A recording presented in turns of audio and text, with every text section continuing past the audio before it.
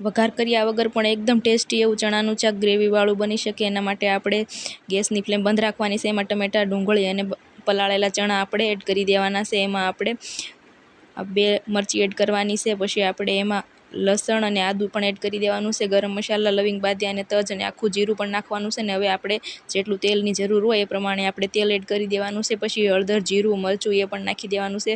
હવે આપણે પહેલાં શેકેલા જે ગરમ મસાલા હતા એને ખાંડી અને સ્વાદ પ્રમાણે મીઠું નાખી દેવાનું છે. ને હવે આપણે આમાં પાણીને એડ કરી દેવાનું છે. પાણી નાખીને પાણી જેટલું આપણે ચણા ડૂબે આ બધો મસાલો બધું ત્યાં સુધી જ નાખવાનું છે. હવે આને 4 સીટી બોલાવી દેવાની છે. 4 સીટીમાં આપણું શાક તૈયાર થઈ જશે અને બધું એને સરખી રીતે મિક્સ કરી દેવાનું છે. જોઈ શકો છો કેટલી સરસ ઘાટી એવી ગ્રેવી આપણી થઈ ગઈ છે અને ચણો પણ આપણે જોઈ લઈએ, ચેક કરી એકદમ સરસ રીતે બફાઈ ગયા છે. અને કોથમરી નાખી દેવાની છે અને જોઈ શકો છો ફ્રેન્ડ્સ કેટલું સરસ આપણું શાક બન્યું છે. જો આ રેસીપી તમને ગમી હોય અને એકદમ સરળ રીતે બને છે અને ખાવામાં પણ ખૂબ જ ટેસ્ટી છે.